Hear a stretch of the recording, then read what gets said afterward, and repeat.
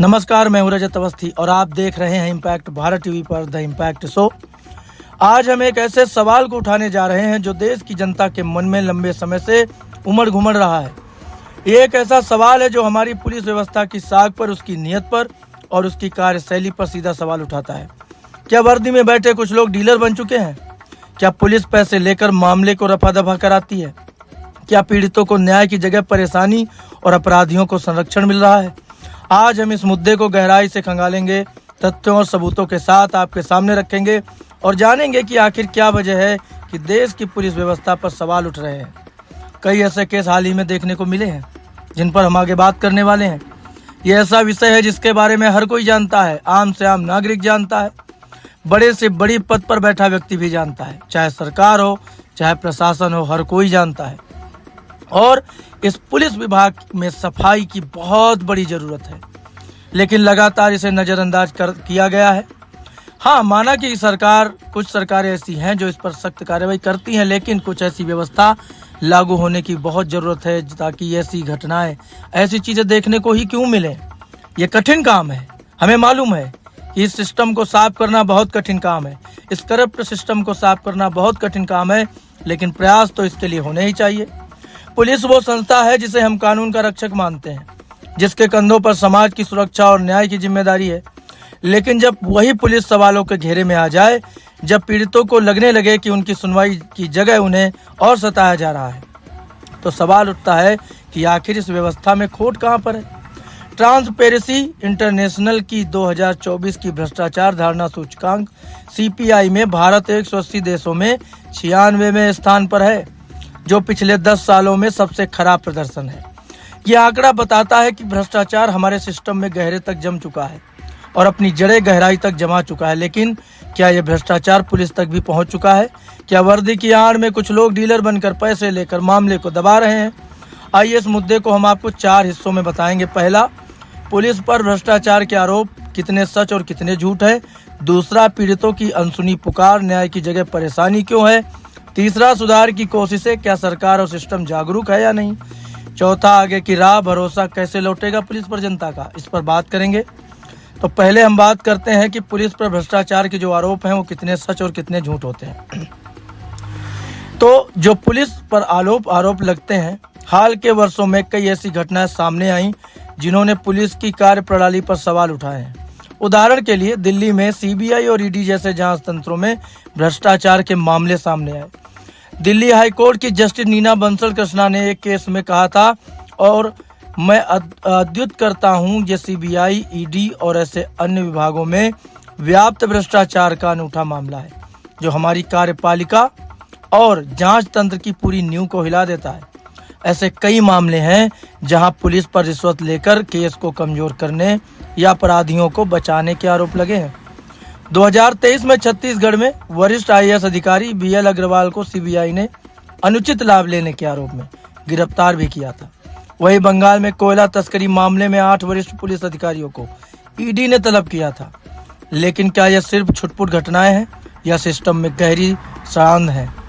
आंकड़े बताते हैं कि भारत में पुलिस बल में 21% रिक्तियां भी हैं, जिनके कारण प्रति 1 लाख लोगों पर सिर्फ 15,484 पुलिसकर्मी उपलब्ध हैं। कम स्टाफ, ज्यादा दबाव और कम वेतन, ये सब भ्रष्टाचार को हो सकता है बढ़ावा देते हो, लेकिन ये कारण तो जायज नहीं हो सकते। अब हम बात करते हैं कि पीड़ितों की अनसुनी पुकार और न्याय की जगह परेशानी उनको जो झेलनी पड़ती है उस पर। जिन्हें न्याय की उम्मीद लेकर थाने जाना पड़ता है और वहां उन्हें क्या मिलता है? पीड़ितों को कई बार शिकायत दर्ज करने में आनाकानी होती है, बार बार थाने के चक्कर लगवाए जाते हैं और यहाँ तक कि अपराधियों को बचाने की कोशिश वही पुलिस वाले करते हैं जो इस केस को देख रहे होते हैं। हाल ही में दिल्ली के समयपुर बादली में एक 25 वर्षीय युवक पर 3 लड़कों ने 14 बार चाकू से हमला किया। पीड़ित गंभीर हालत में अस्पताल में है, लेकिन क्या आपको लगता है कि पीड़ित के परिवार को तुरंत न्याय मिला? नहीं मिला। पुलिस ने बस एक नाबालिग सहित 3 आरोपियों के खिलाफ केस दर्ज किया। ऐसे में सवाल उठता है कि पीड़ित को परेशान करने की बजाय पुलिस अपराधियों पर सख्ती क्यों नहीं दिखाती है? कई बार पीड़ितों को डराया धमकाया जाता है, उनकी शिकायतों को दबाया जाता है और अपराधी खुलेआम घूमते रहते हैं। एक पीड़ित ने कहा कि मैंने थाने में शिकायत की, लेकिन पुलिस वाले कहते हैं कि पहले 50,000 रुपए दो, फिर FIR दर्ज होगी। मैंने कहा मेरे पास इतने पैसे नहीं हैं, तो उन्होंने कहा कि फिर केस कमजोर हो जाएगा। ये सिर्फ एक पीड़ित की कहानी नहीं, बल्कि लाखों भारतीयों की हकीकत है। जब पीड़ित को ही सजा मिले और अपराधी खुला घूमे, तो जनता का पुलिस पर भरोसा कैसे लौटेगा। अब बात करते हैं सुधार की कोशिशें। क्या सरकार और सिस्टम इस पर जागरूक है? अब सवाल यह है कि क्या सरकार और सिस्टम इस समस्या से अनजान है? क्या जवाब है नहीं। केंद्र सरकार ने भ्रष्टाचार के खिलाफ जीरो टॉलरेंस की नीति अपनाई है।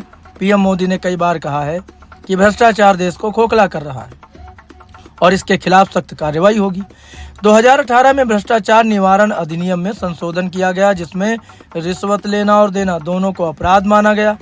इसके अलावा धन शोधन निवारण अधिनियम 2002 जैसे कानून भी लागू किए गए।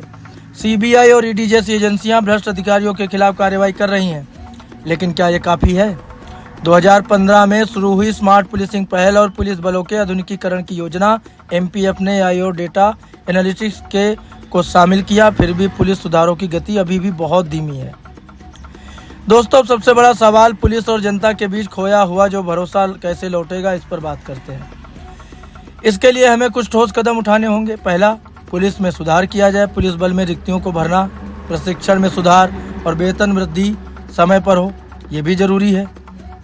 दूसरा, पारदर्शिता। FIR दर्ज करने से लेकर केस की प्रगति तक हर कदम को ऑनलाइन और पारदर्शी करना चाहिए और करना होगा इसे। तीसरा, जवाबदेही। भ्रष्ट पुलिस कर्मियों के खिलाफ सख्त और त्वरित कार्रवाई होनी चाहिए और इसकी जवाबदेही होनी चाहिए। चौथा, सामुदायिक सहभागिता। पुलिस और जनता के बीच संवाद बढ़ाने के लिए सामुदायिक पुलिसिंग को बढ़ावा देना होगा।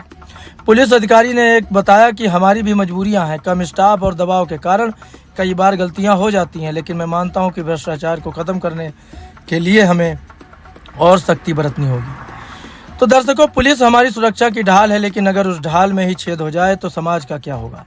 हमें एक ऐसी व्यवस्था चाहिए जहां पीड़ित को डर न लगे, जहां अपराधी सजा से बच ना सके और जहां वर्दी सम्मान की प्रतीक बने, न कि डीलर का काम करे। आप क्या सोचते हैं, ये आप हमें बताइएगा जरूर। ये एक बड़ा सवाल है और सभी इस सवाल से गुजरते हैं, सभी को इसके बारे में जानकारी है। हर कोई जानता है कि पुलिस विभाग में भ्रष्टता है और ये कोई आम बात नहीं है, ये बहुत गंभीर बात है। पुलिस न्याय की पहली सीढ़ी मानी जाती है।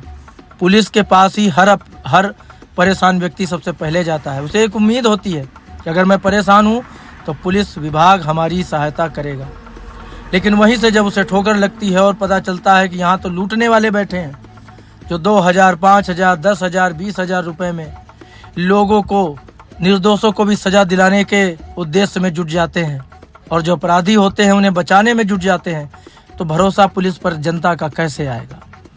ये हाल है कि अगर कोई पुलिस वाला बिना काम के भी किसी के दरवाजे कहीं गांव में, शहर में चला जाए तो आसपास के लोग उस व्यक्ति को अपराधी की नज़र से देखने लगते हैं, या वो व्यक्ति स्वयं इतना डर जाता है कि भाई पुलिस वाले हमारे यहाँ क्यों आए।